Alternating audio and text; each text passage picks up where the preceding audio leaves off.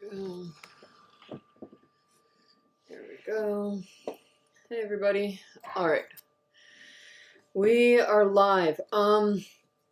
Quick reminder, we have some people in the that tune into live Q&As who are hearing impaired, which means that the live Q&A sessions are slightly delayed. So when I say something, you hear it 20 seconds, 19 to 20 seconds later. Another thing that we just updated. If you must be subscribed to the Molo9 channel to be able to ask questions in the live Q&A sessions.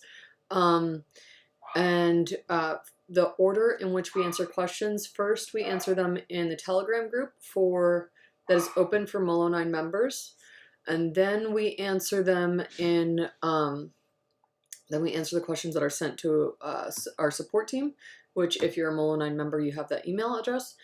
And then we answer the questions here, and then we answer the questions that are asked in Quora. So 4 places that you can drop in your questions, but these live Q&A sessions are meant for Molo9 members specifically, so we prioritize asking questions or answering questions that only in places where Molo9 members only have access first. Okay, so here we go. Questions for today. I wrote them down. Okay, masterclasses. All right, so we have a few questions about the Molo9 platform itself, and then we'll dive into the automations that I've been testing, and then some questions that you guys have sent over, and then just marketing and startup general questions. So first was the masterclass question. Masterclasses are not included with any of the Molo9 subscriptions or the AppSumo deals. The masterclasses are something that we created for people who are new to marketing, that are trying to learn they need like a deep dive into a specific topic to be able to offer it to their own clients, to be able to start doing it for their own company. Molo9 is a tool for marketers and for agencies. The master classes are for people who are new to marketing, that are not quite, that they need a little bit more help than just the Molo9 software. All right, so there are a few different ways that you can currently get discounted access to the master classes. The first is early bird deals. So what happens after I create a master class, we put up an early release, so an unedited version, for a short period of time. You can get access to the rough draft of this masterclass at a heavy discount. Then we close the ability to sign in or to register for the class. I take all of the feedback that we got from our early bird users, readers, and I edit the masterclass, and then we relaunch it at full price. So in exchange for you helping to make the rough draft better, you can get early discounted access to our masterclasses. If you purchase the final version of a course, you are going to pay full price. The next way you can get discounted access to the masterclasses is through the 5-star reviews. There are currently 5 places where you can leave a 5-star review. I'm sorry, one second. Nikita, stop it!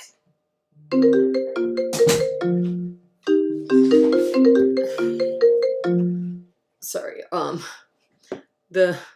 our puppy keeps fighting over the same toys with our bigger dog, and you get her barking repetitively. All right, so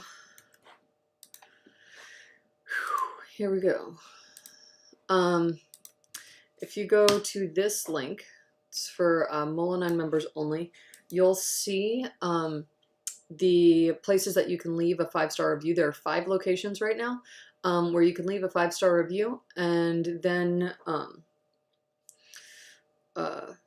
and to get Molo9 Masterclass credits. So basically credits to buy the Molo9 Masterclasses at a discounted rate. The other way in which you can get discounted access to Molo9 Masterclasses, the third way, is We have surveys that are on the Molo9 website. They pop up only once for you in the bottom left. So you get the option to either complete that survey or pass on it. Once you pass, you do not see it again, or once you complete it, either way, you do not see it again until there's a new survey. When we put up a new survey every couple of weeks just to get your feedback on different things that I'm adding to and building for Molo9. All right. Why are Molo9 Masterclass credits tracked manually? You'll notice that after you complete one of the actions to get Molo9 Masterclass credits, you'll get an email from the support team or myself telling you how many credits you have, and we keep track of these in an Excel. This is because I wanted to start giving out the Molo9 Master credits as early as possible, and I have not, as many of you know, I'm learning how to code. As I'm building out Molo9, I have not learned how to code this feature yet to be automatically tracked. Well, obviously, once I learn how to build that, then we'll be able to have it automatically appearing in your dashboard. But for now, it's something that we track manually, and you have your email records if you ever have any questions. All right. Why isn't everything on Molo9 included in the subscriptions and AppSumo deals?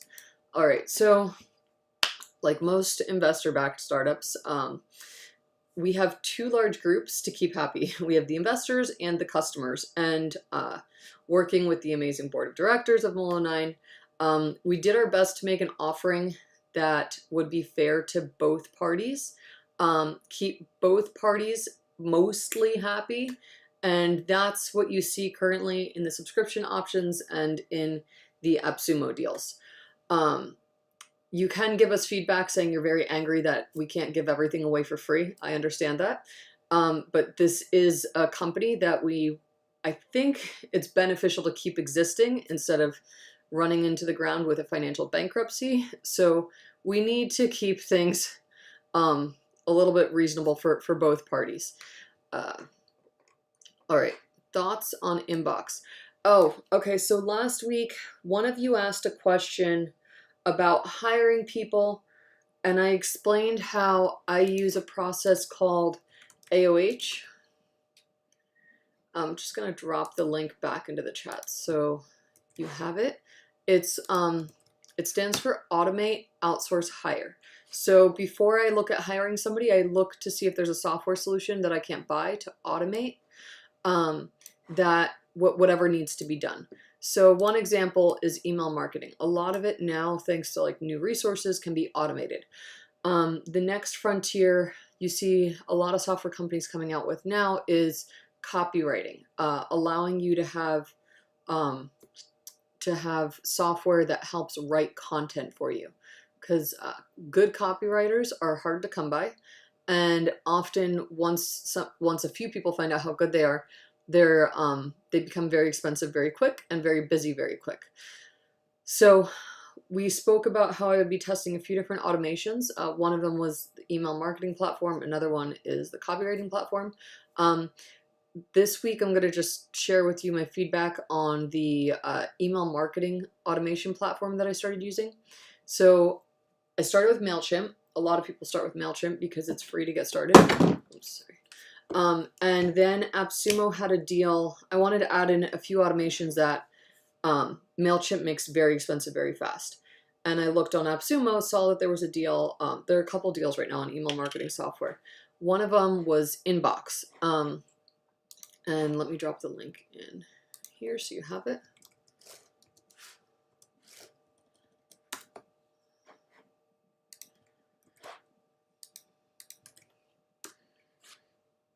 Okay. I bought 3 codes and stacked them, which kind of tells you how much I think the software is worth.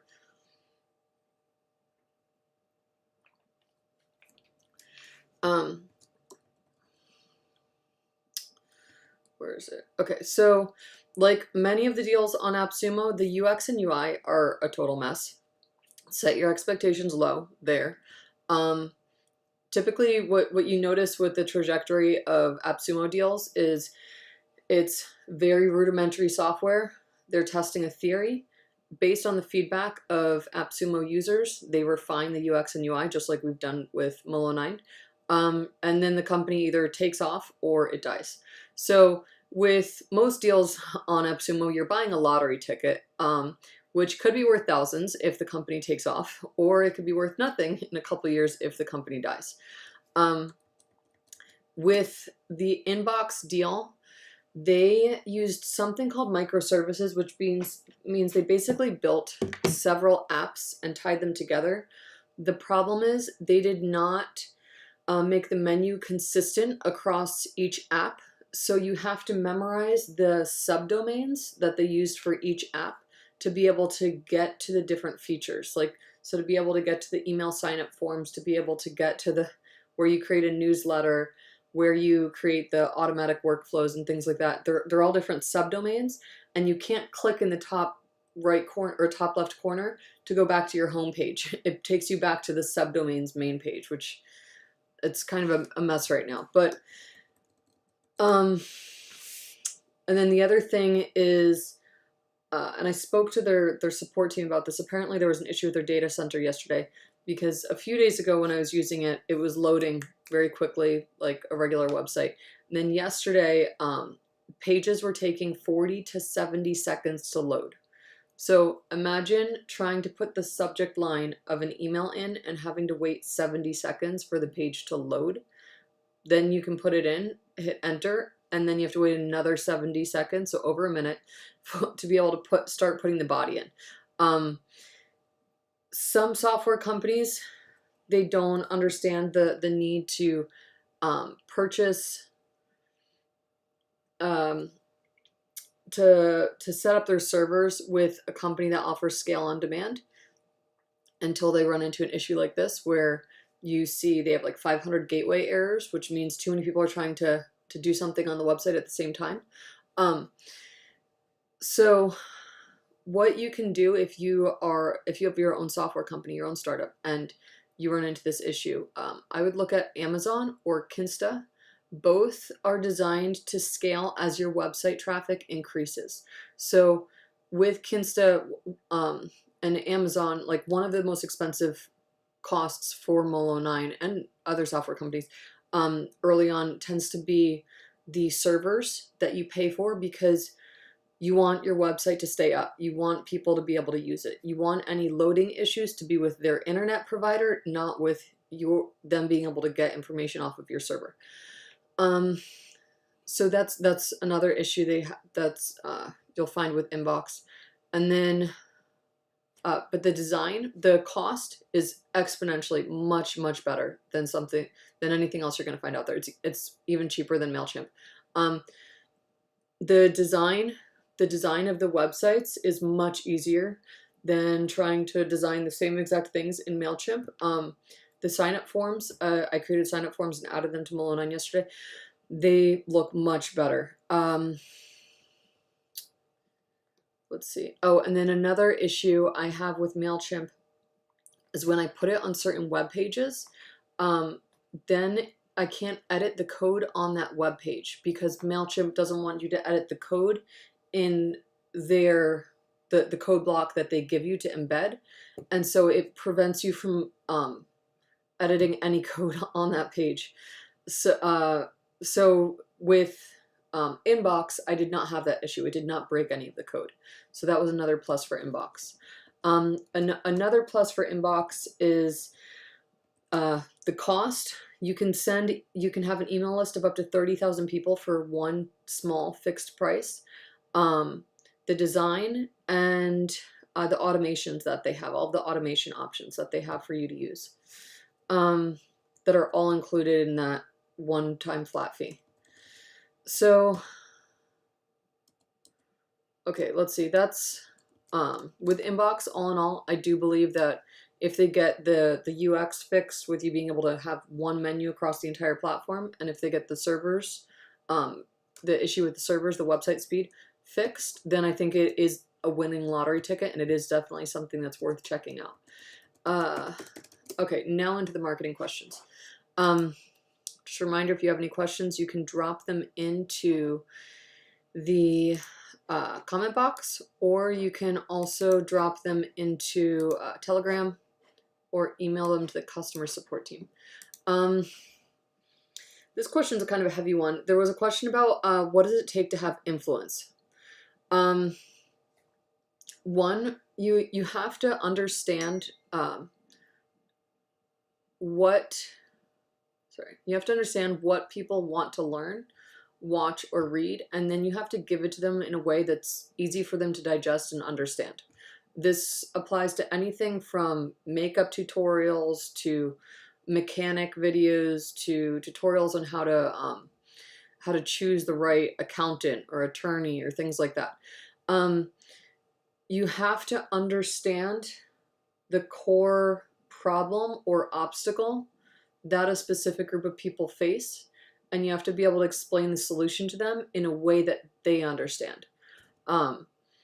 So you'll see people who want to have influence in a space and they don't get it because they don't actually care about the people they're talking to. They just want to be an influencer to have power. They don't have a passion or a heart for the people that they're trying to help. So they don't really get into the weeds of actually helping them. Another reason that you'll see people who want to have influence in a space fail is it's more important to them to sound smart than it is for them to break things down in a way that their viewers or their potential viewers understand. And you'll notice some of the wealthiest people out there who are very intelligent, they speak with very plain language, not because they don't have access or the knowledge of an advanced vocabulary.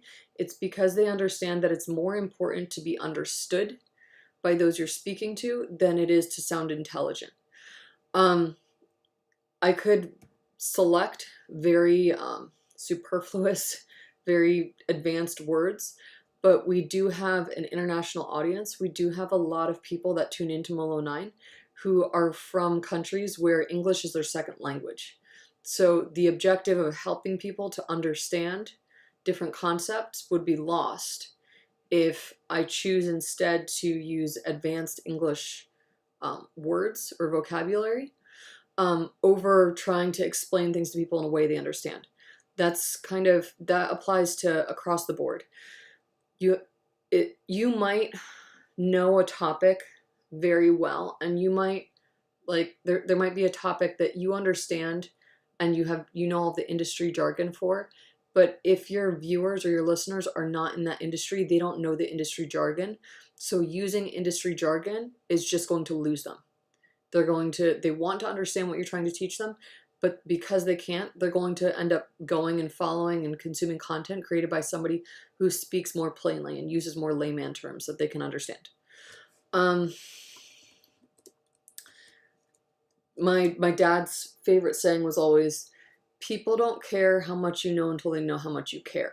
An easy way to show people how much you care about their problem or their situation is to talk about how you've been in their shoes and how you intimately understand what they're going through, and to talk about how you have found a way to improve the situation for yourself when you were in their shoes, and how that equipped you to now show them the solution and how it'll work for them. An example is, with Molo9, with the project portal. The two biggest grossing services that I offered were SEO, like the evergreen project. So there was an SEO starter project, and then the SEO starter project would explain to the client why we had to why these things were important, how they impacted the financial bottom line for the company. But they also showed how we could constantly be creating new things quarter over quarter, and it was needed in order to continue to make money off of SEO. The other project is the launch project, to get a startup idea off the ground and profitable very quickly. Because those two were most profitable for me when I was living on airplanes and living in airports and traveling way too much for work, those are the first two things that I added to our project portal. because I know that they can make Molo9 agency owners who are using the project portal. I know that these things can make them money. That's kind of, I think, the easiest example that I have with Molo9 stuff. All right, now, if there are no questions in the comment section, then, oh.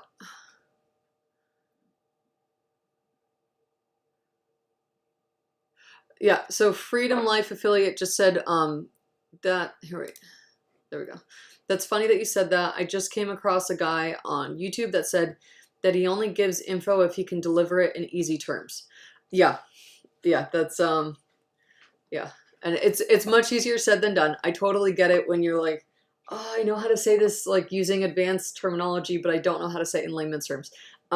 With a lot of the Molo9 content, one of the things that was hardest for me in the beginning was converting everything to layman's terms so that we could put it into the campaign planner so that everyone could be able to read it in ways that were easy and digestible to understand. Okay, so let's see.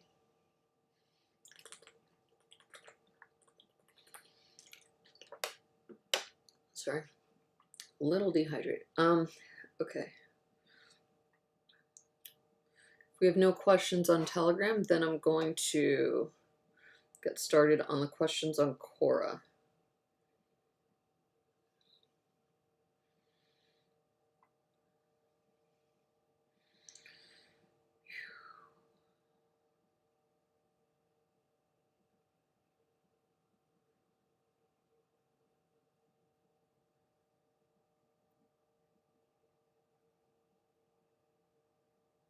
Oh, these are questions specifically for me. All right.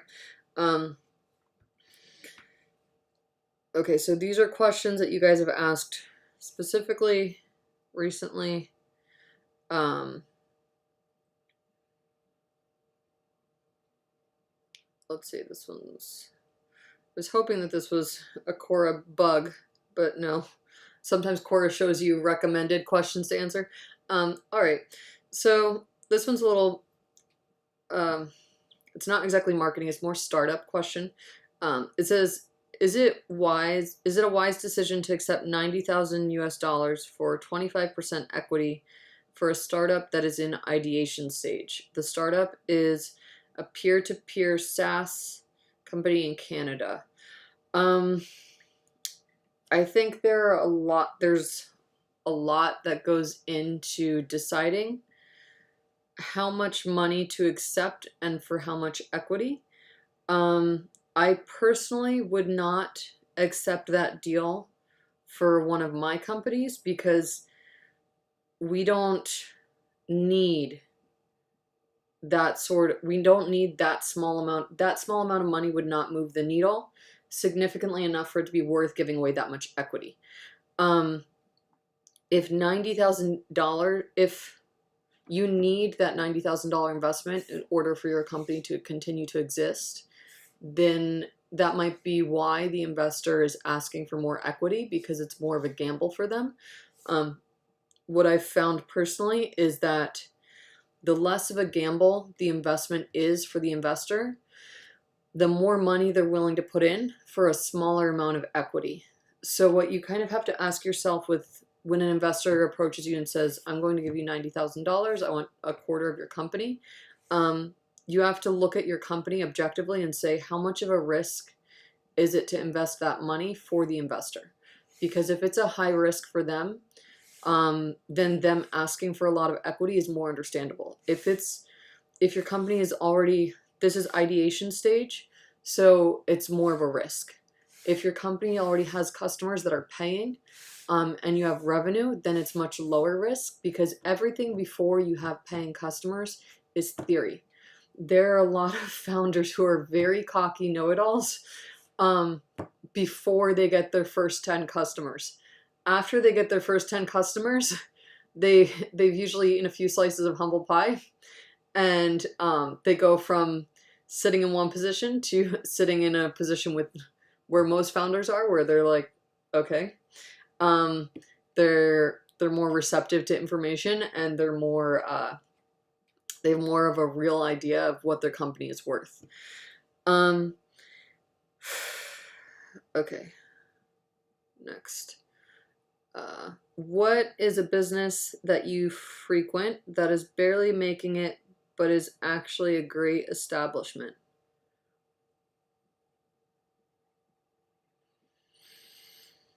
Oh, like a mom and pop shop. Let's see.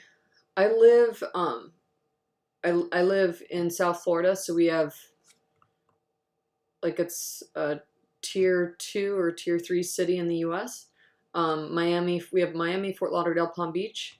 So all of the like small shops here tend to have like a lot of tourist traffic. We don't really have anything where they're barely making it.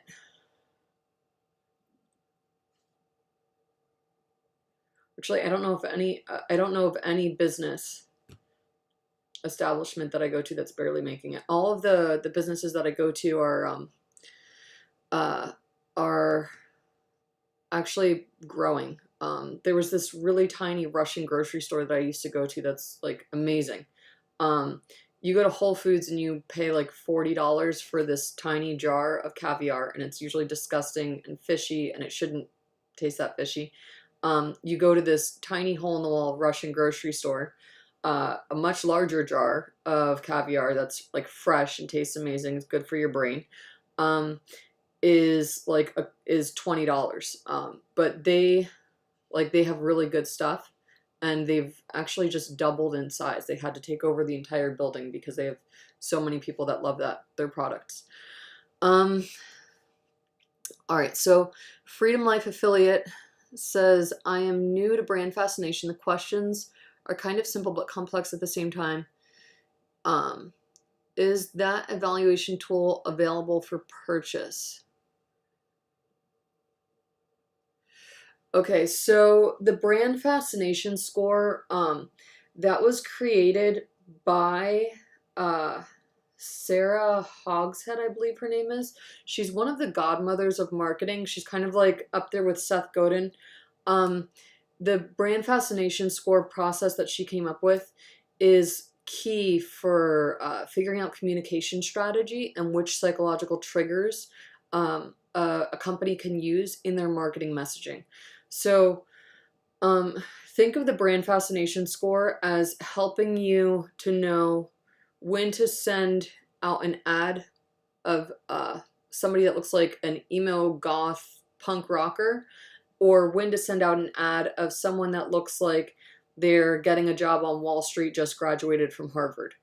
That's what the Brand Fascination Score helps you to determine, is what sort of image should this company portray when speaking to people when it wants to get a loyal following.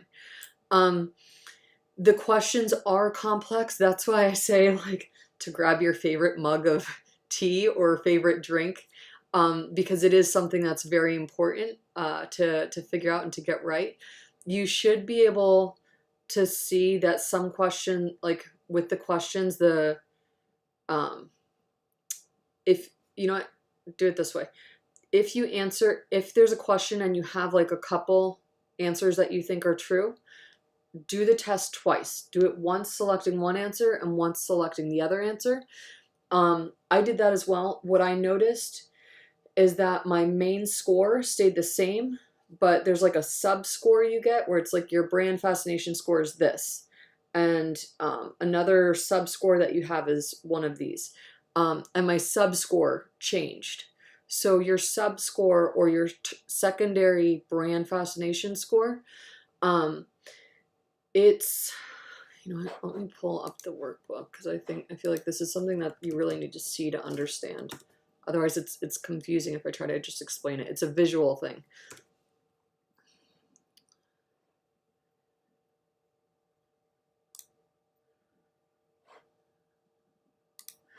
Okay.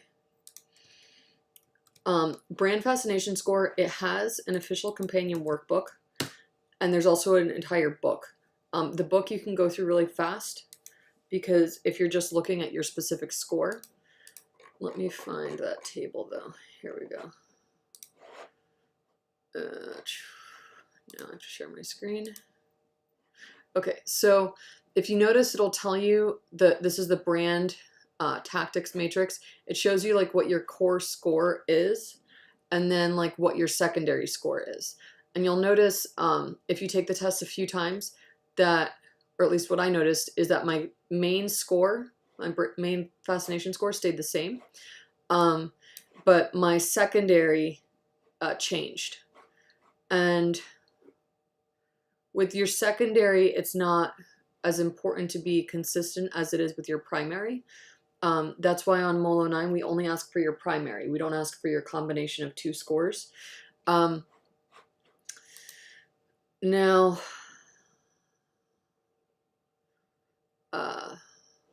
let's see. With this, I would just try taking the test a few times, see which scores you get, and see how your main score, it should ideally be the same. If you get different scores, just pick whichever one you think is better for the brand. If you want to contact customer support with a link to if you're totally confused, totally lost, contact customer support with a link to the company website, or it's yours or your client's company website, and the scores that you got. So maybe we can take a look at it and help you to quickly determine which one would be better to use. Okay, and then the next question is, can the brand fascination tool eventually be integrated with Molo9? I would probably, this is the US and intellectual property law is very strict. I would have to figure out a way to license that tool from Sally Hogshead to be able to integrate it with Molo9. So in theory, yes, it could be integrated. The question would be, how much would it cost to license her tool, and how much would it cost in legal fees and negotiation, and all the meetings to negotiate, to have Sally Hogshead allow us to integrate it into Molo9. So it's more of a legal and financial question than a computer programming question. But how tactics apply to marketing problems, that's why I think this workbook really, really helps if you're torn between two different what is it called? Two different brand fascination scores. Okay, so then let's see. Arctic said, "Hey Adi, happy holidays.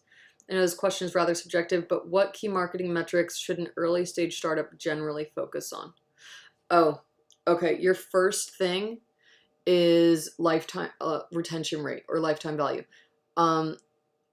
Too many startups make this rookie mistake of focusing on acquiring customers, and they might be acquiring them as fast as they're losing them. And acquiring customers is much more expensive than retaining customers and getting those customers to spend more money with you. Think about it this way. Trying to make a new friend takes a lot more work than calling up one of your old friends to hang out. So it's kind of the same with customers. Getting, with an early stage startup, what you want to do is, you want to, with your product, you want to keep refining it until you have people until you have like a nice retention rate.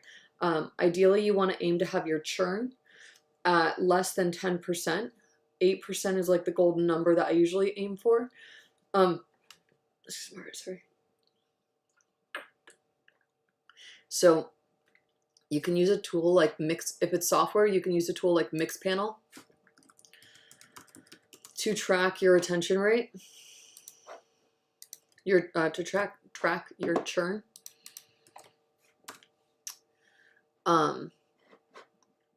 If it's not software, there are other analytics tools out there. I just don't remember them off the top of my head. For me, I one of those. I grew up in the era where like you can add tracking to any website. So Mixpanel is the one that I use because we try to bring everything digital whenever I'm working on a project. Even with like physical stuff, what we do to bring people back to the digital space is we use short URLs. So like at events, we'll use short URLs to get people to fill out something online, just so we can get some sort of, I know it's randomized customer IDs, but then you can track the data about them that way. But you want to look at retaining the customers first. So let's say you get 10 customers, they all buy something and none of them ever buy again. Then you have to go out and find 10 more customers. So that tells you that there's something wrong with your product.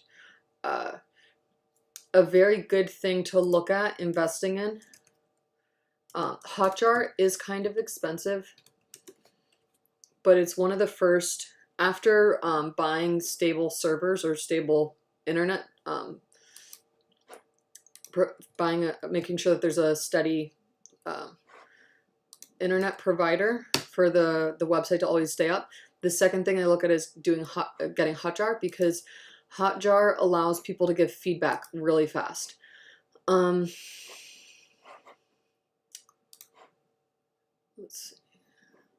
And like anytime you could get feedback from your users, like that's your that's yeah, you definitely want to do that. You want to have your users giving you feedback on what they like and what they don't like as often as possible. If you want to see an example of how I'm doing it right now with Molo9, go to the website. You'll see a survey pop up in the bottom left corner. And then you can fill in that survey and you'll see like how we're using your feedback to determine what's added to Molo9 next. What do I think of TruConversion? I think I bought that deal. TruConversion. All right, so Freedom Life Affiliate just asked, what do you think of TruConversion instead of Hotjar? I think I bought that. Give me a second just to double check. I did not. I ended up buying something else that was similar. I don't remember which one. I'm not going to scroll through them all now. So TruConversion is supposed to be an alternative to Hotjar. It's for AppSumo Plus users. If it allows you to collect, heat maps are great with designing landing pages, marketing pages, and things like that. But what you really want is a feedback button and the ability to make it easy for people to fill out surveys. People hate filling out surveys. They absolutely hate it. Not all people. Some people love that you want their opinion. But for the most part, like 99.9% of the population, when you say, hey, I have a survey, they're like, go away. So with surveys, you want to make it as easy as possible for them to fill it in. I've tried putting surveys into Telegram groups. I've tried putting surveys into embedding them into web pages where they literally just have to click one button to vote. I've tried like all these different loopholes, and the only one I found that's actually gotten people to complete surveys is using Hotjar and then giving them freebies on that through that company. So giving them coupons, discount codes, things like that if they complete the survey to get people to actually finish the survey. So if TruConversion offers that, great. Yeah, I see this one screen. It has a surveys and micro surveys. So yeah, TruConversion could be a good option to use.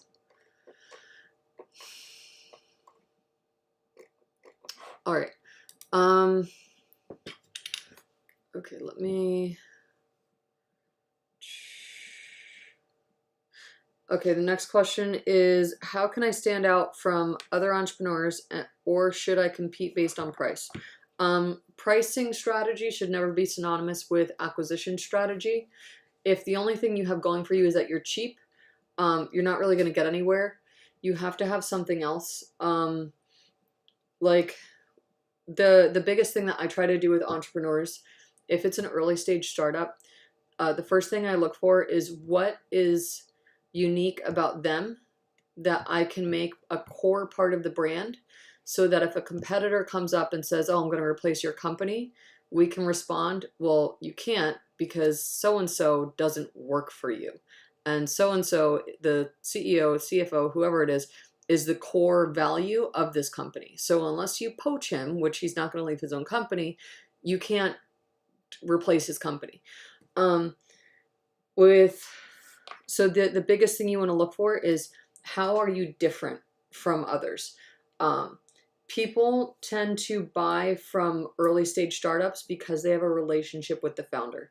Something that people who come from corporate mess up, they like royally screw up their first time in a startup, is not understanding that the startup space is completely different from the corporate space. In the corporate space, it's fine that you are employee number 2,563.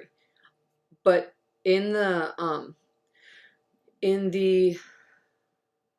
startup space, that's not what people are looking for. They're not looking for a faceless employee to help them. They're looking for a person that they connect with who's going to help them with specific solutions.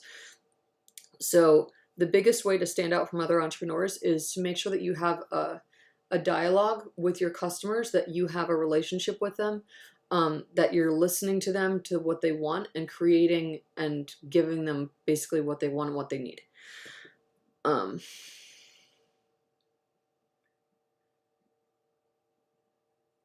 Why are Facebook ads forcing me to use Facebook Pixel to create an ad without telling me it is mandatory? I have no idea. Facebook is a headache for me. It's a necessary evil that I work with.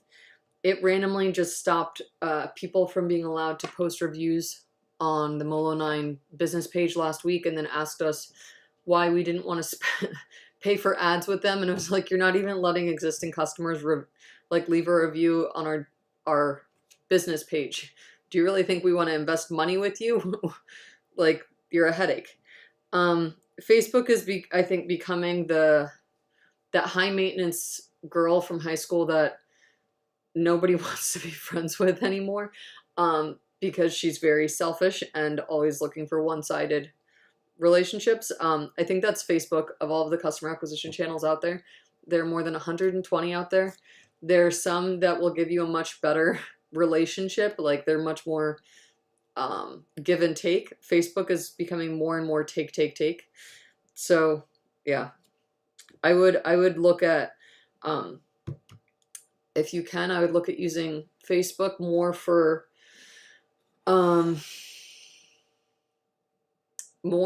market research, because they have a lot of data on their consumers, and less for customer acquisition. So I would use Facebook for testing messaging, for learning about what type of messaging works with different demographics. I would not use it so much for customer acquisition. On quite a few different occasions, I've been retained to literally just help a company to figure out which customer acquisition channels they should be on, because Facebook went from helping them where the customer acquisition was like less than $10 to changing a few things so that their cost of customer acquisition was more than $100, which is more than they were making per customer in the first year. So I would be very careful with Facebook. What are some good marketing strategies that you've used? That is literally what Molo9 is built on. When people ask what are good strategies you've used, I put them in Molo9. If it was not a good strategy, I do not put it in Molo9.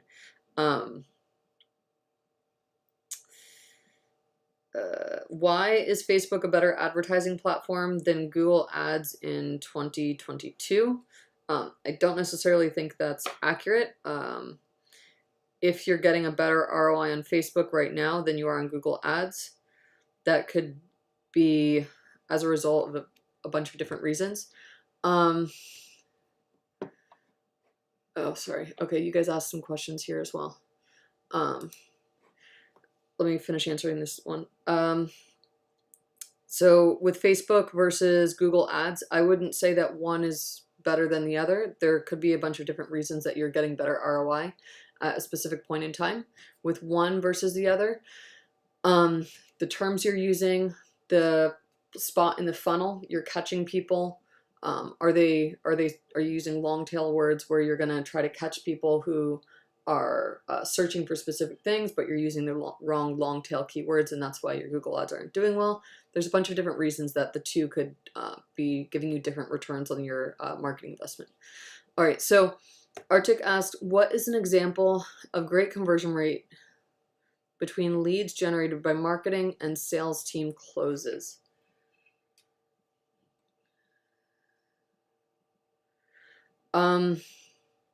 Okay, with this question, are you trying to ask if, like, are you trying to ask so you can compare, like, is the marketing team generating leads and then giving them to the sales team to close? Or is the marketing team closing deals and the sales team is also closing deals and the two are competing?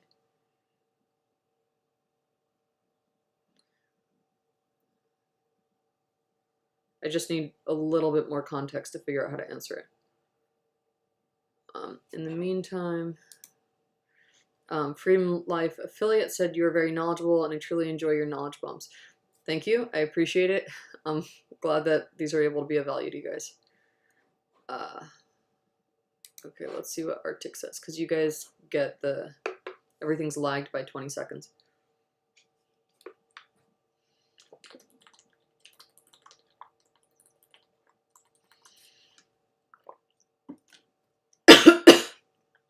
Okay.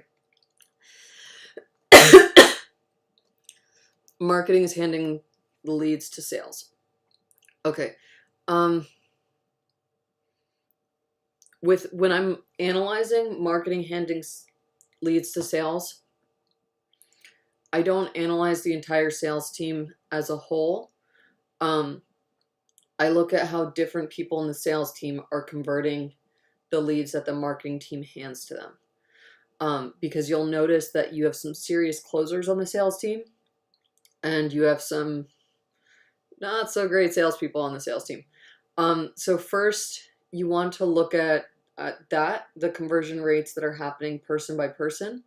Don't look at them over just one day, because someone could be having an off day, like you don't know if their grandmother's dying or something like that. I would look at them over the course of like a couple weeks.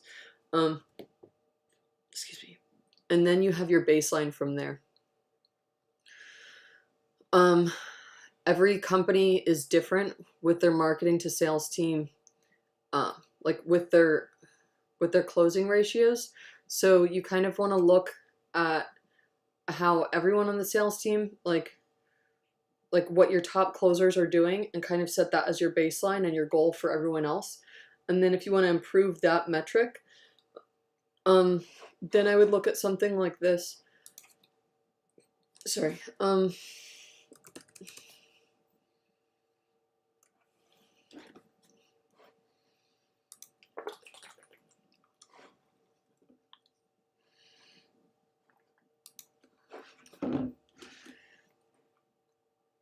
Where's it?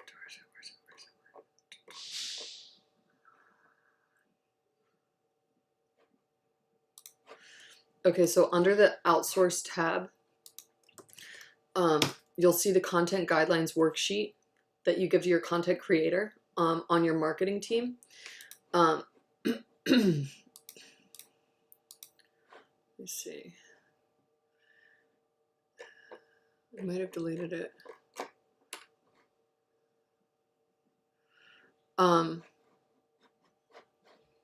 If you're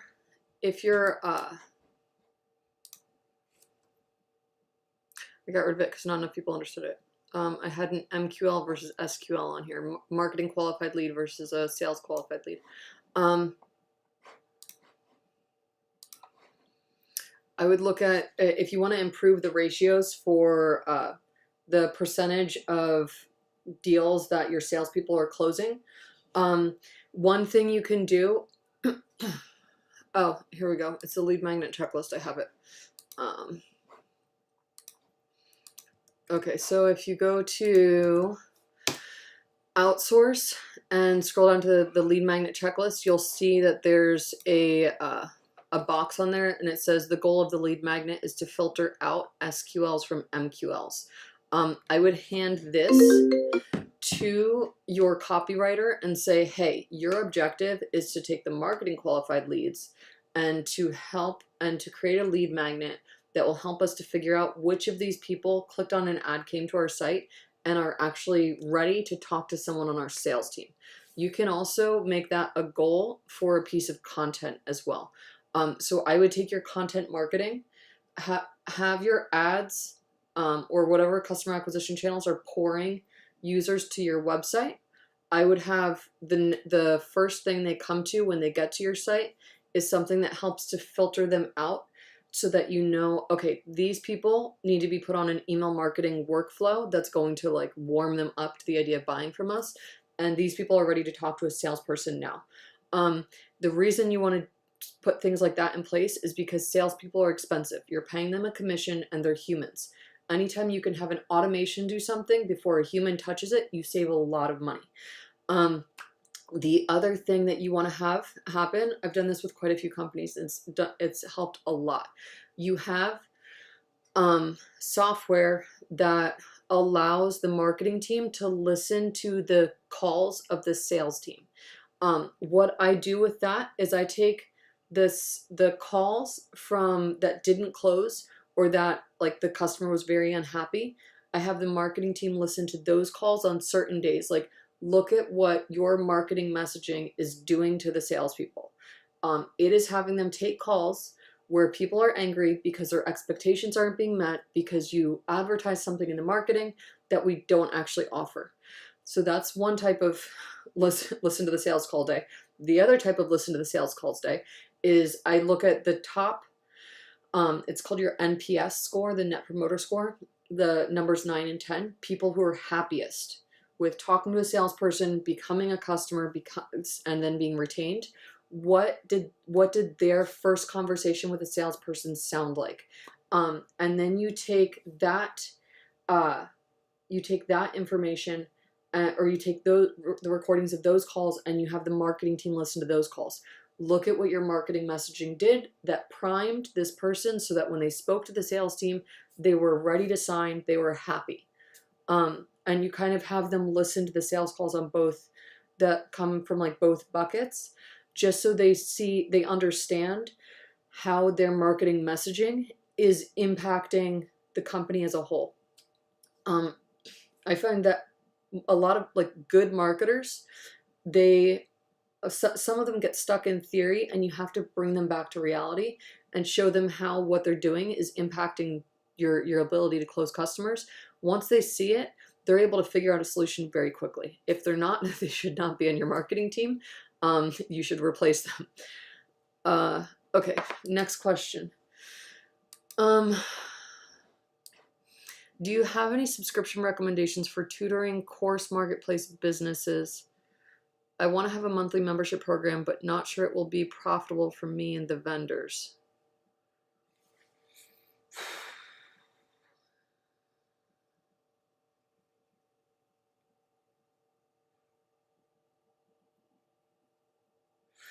So you're wanting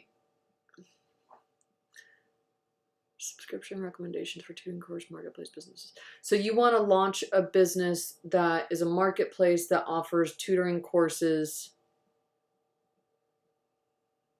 Is that correct?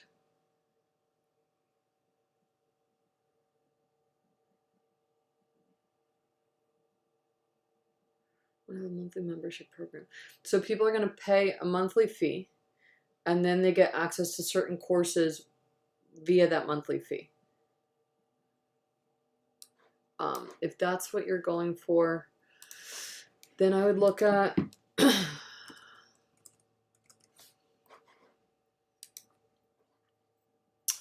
Envato has, they include TUTs. They include courses in, here it is.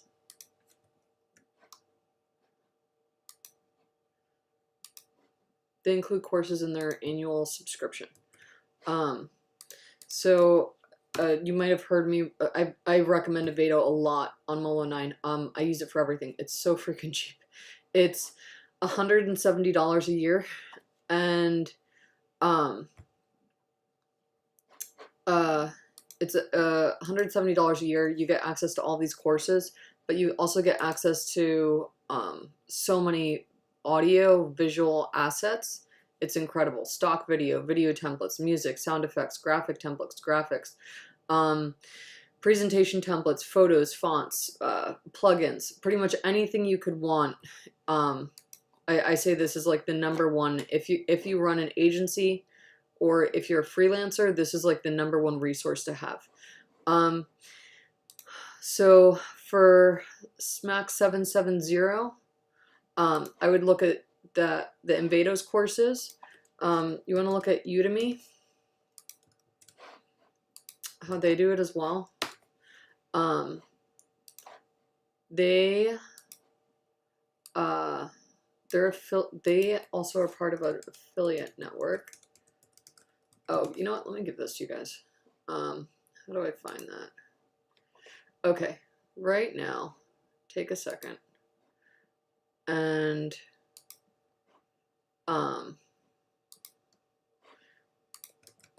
grab this.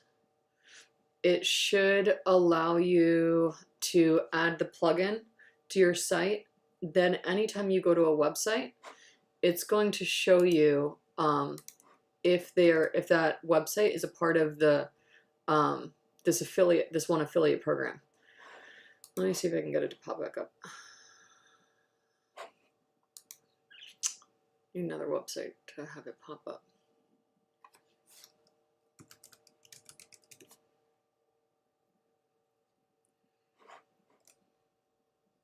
There we go.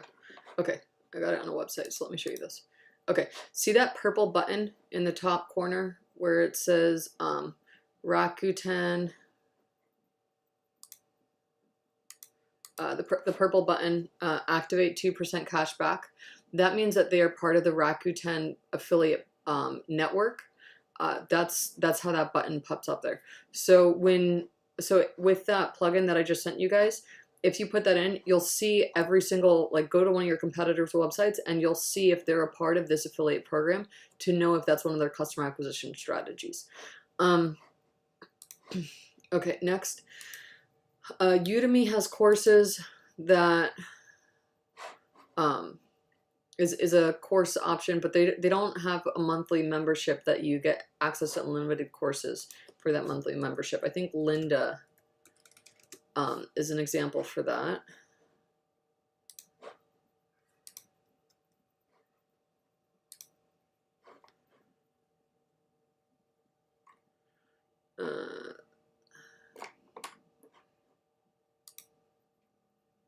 LinkedIn bought Linda, that's why you're going here. Okay, so now you can see, here's the courses. And then what's the other one? There's another one, starts with P and I cannot remember the name of it. Oh wait, you know what? It's on the deals page. Let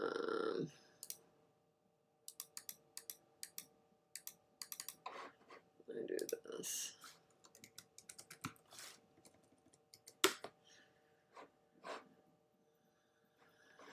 It's Pluralsight.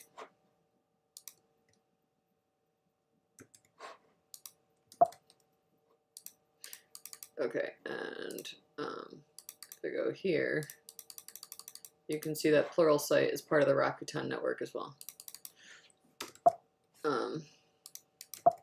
Why is it not letting me copy the link?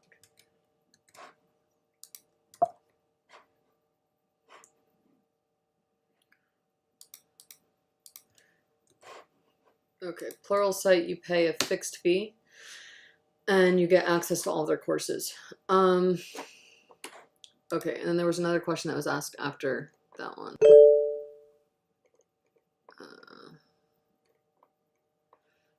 Okay, this question.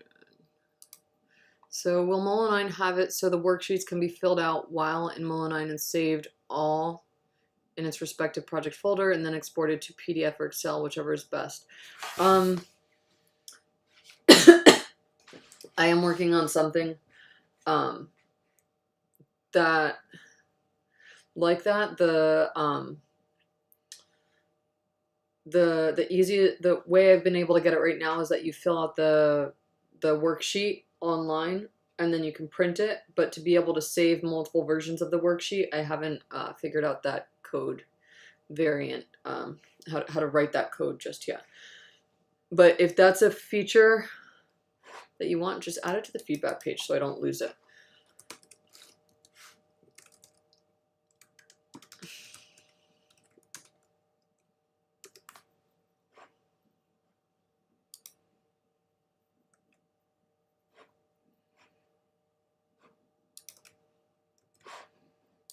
Here.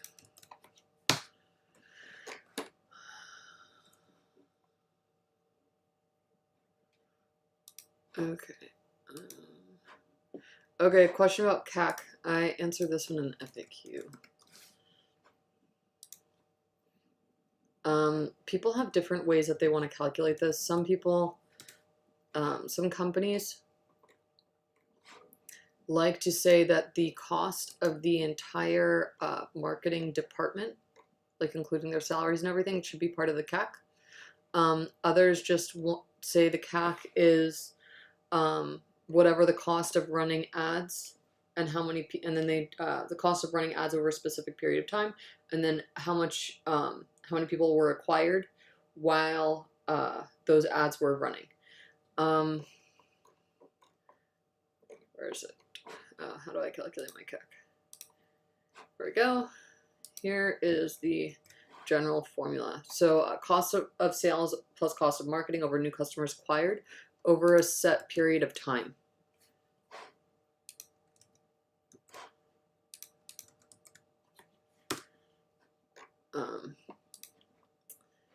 And then in general, you want to measure that quarter over quarter instead of month over month or week over week, just because there are certain things that, like, for example, SEO or purchasing ads is more expensive at certain times of year, whereas ranking highly is more expensive